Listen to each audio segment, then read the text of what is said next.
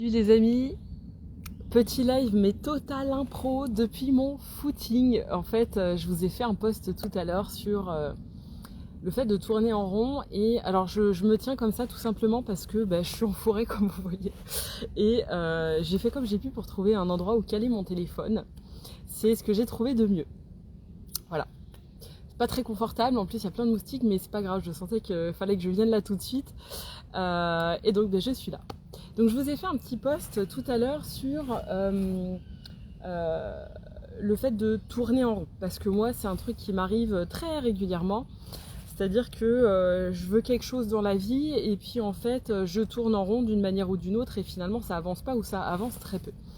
Donc je vous ai fait un post sur ce sujet-là et j'avais juste envie de venir approfondir ça, donner quelques petits éléments en plus. En fait, apporter comme d'habitude un éclairage, un point de vue, d'accord? Donc c'est juste une facette de cette chose-là que j'éclaire.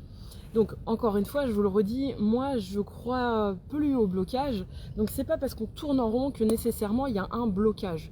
Il y a juste quelque chose qu'on n'a pas vu, qu'on n'a pas entendu. Bon bref, souvent, de ce point de vue-là, depuis lequel je vais éclairer ça, souvent en fait le truc c'est que quand on veut quelque chose mais qu'on n'atteint pas cette chose-là, qu'on n'arrive pas à réaliser, à créer cette chose-là, en général il y a deux grandes possibilités. La première c'est que en fait on a peur de se confronter à ce qui se passerait si on n'arrivait pas à réaliser cette chose-là. Et la deuxième c'est l'inverse, c'est-à-dire que, et ça c'est souvent très inconscient, c'est qu'en fait inconsciemment on a peur de qu'est-ce qu'on ferait si on réalisait cette chose-là? Est-ce qu'on serait en capacité de le gérer? Parce que des fois on veut des choses dans la vie et en fait on se rend pas compte, mais c'est des choses tellement grandes que inconsciemment on se sent pas forcément capable, ou inconsciemment on se dit waouh, est-ce que je serais en capacité de gérer cette chose-là si demain ça m'arrivait? Donc c'est des choses qui sont très inconscientes. Et puis, alors souvent, face à ça, à ces deux choses-là, il y a aussi deux grandes stratégies, c'est-à-dire que soit on fait rien, donc forcément il se passe rien, ou on fait pas grand-chose en tout cas. C'est-à-dire qu'on réfléchit, on cogite, ah tiens, je pourrais faire ça, mais en fait on passe pas à l'action. Soit on passe à l'action, mais en fait on va pas faire les actions justes, c'est-à-dire qu'on va faire des actions, ce que j'appelle des coups d'épée dans l'eau. Moi je suis un spécialiste pour faire ça. Je vais faire des choses en me disant voilà, cette chose-là va me permettre de réaliser ce truc-là, mais en fait c'est une forme d'auto-sabotage, puisque effectivement on va mettre en place des choses, on va être dans l'action, sauf qu'on va pas faire les actions justes, les actions les meilleures ou les plus alignées pour réaliser cette chose-là. Donc résultat, ça avance un tout petit peu, mais après la différence c'est qu'on peut se donner bonne conscience en se disant ouais mais j'ai fait ça, voire même j'ai tout fait pour que ça marche puis ça n'a pas marché. Et en fait si on s'extrait de la situation, si on prend un peu de hauteur, finalement souvent on se rend compte que ouais on a fait des trucs mais pas les bonnes choses en fait, on a tapé à côté. Alors le truc c'est que excusez-moi, je me fais piquer en même temps.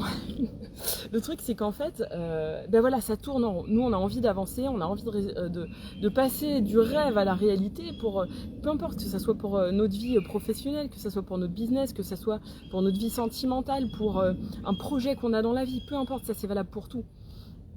L'idée, c'est de se dire, quand on voit que ça tourne en rond, que soit on est dans l'inaction, soit au contraire, on est dans l'action, mais ça débouche pas, c'est trop facile de se dire ah si ça marche pas, c'est que c'est pas pour moi. Si ça marche pas, c'est que je suis pas alignée. Si ça marche pas, c'est que j'ai un blocage. Mais c'est trop facile, ça c'est des excuses souvent. Hein.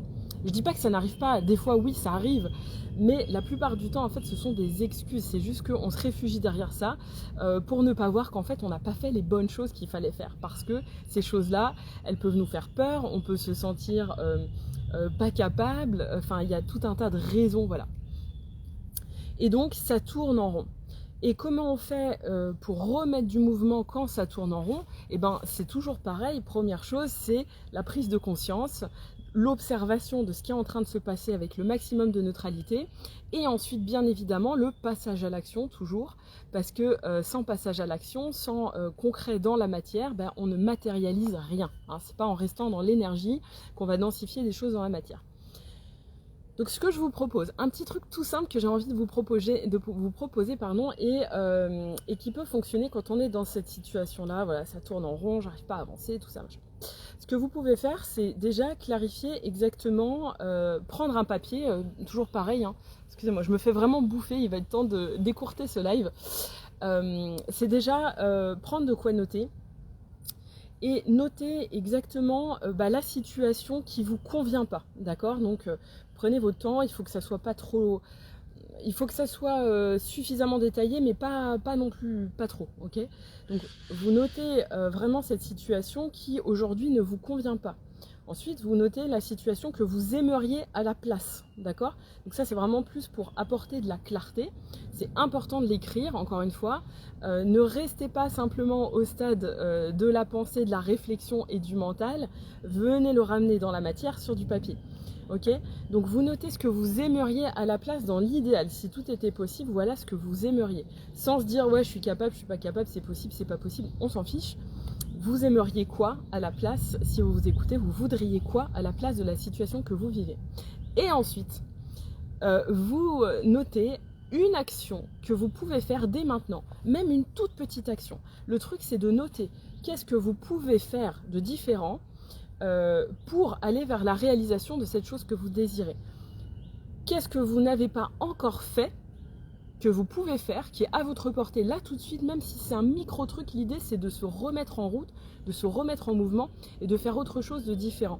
Dans le post que je vous ai partagé, je vous ai mis une citation d'Einstein que j'adore et qui dit, alors peut-être pas exactement mot pour mot, mais la folie, c'est de s'attendre à un résultat différent tout en faisant toujours la même chose. Oui, et souvent c'est ce qu'on fait en fait. Je vous dis, je suis la spécialiste pour faire ça. Donc l'idée, c'est qu'est-ce que vous pouvez faire de différent, que vous n'avez pas encore fait, ou alors le faire d'une manière totalement nouvelle pour pouvoir aller vers la réalisation de ce fameux truc-là. Ça, c'est la première chose. La deuxième chose, et c'est ce que j'explique dans le post, mais c'est bien de leur dire de vive voix, c'est que rappelez-vous bien que en fait, la différence de résultat va être proportionnelle à la différence de l'action que vous avez mis en place pour amener à ce résultat différent. D'accord? Donc, plus vous allez faire quelque chose oh là, excusez-moi, je me fais piquer de partout. Plus vous allez faire quelque chose de fondamentalement différent de ce que vous avez fait, plus le résultat risque d'être fondamentalement différent du résultat que vous avez obtenu jusque-là.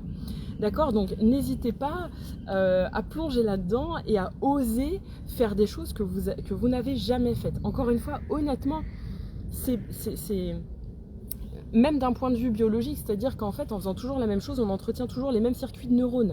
Dès qu'on fait quelque chose de nouveau, on crée des nouvelles connexions neuronales et donc ça permet rien qu'à notre cerveau de trouver des nouvelles solutions. Donc en fait, rien que se dire qu'on fait des choses nouvelles, ça permet d'être créatif. Ok? Donc notez, essayez au maximum, bien évidemment, une fois que vous avez noté, d'être dans l'action, mais ça c'est important. Qu'est-ce que vous pouvez faire, que vous n'avez jamais tenté, qui est fondamentalement différent de ce que vous avez déjà tenté là, et qui peut potentiellement vous amener vers le résultat que vous désirez. Voilà, j'espère que cette petite vidéo vous aura éclairé. Je vais reprendre mon footing, je vais aller me badigeonner de vinaigre parce que je me suis fait bouffer de partout. Je vous dis à très vite les amis, et puis n'hésitez pas à commenter, dites-moi si vous avez fait l'exercice, si ça a débloqué entre guillemets des choses chez vous, si ça a changé des choses. Voilà, avec plaisir, on partage. Je vous fais des bisous.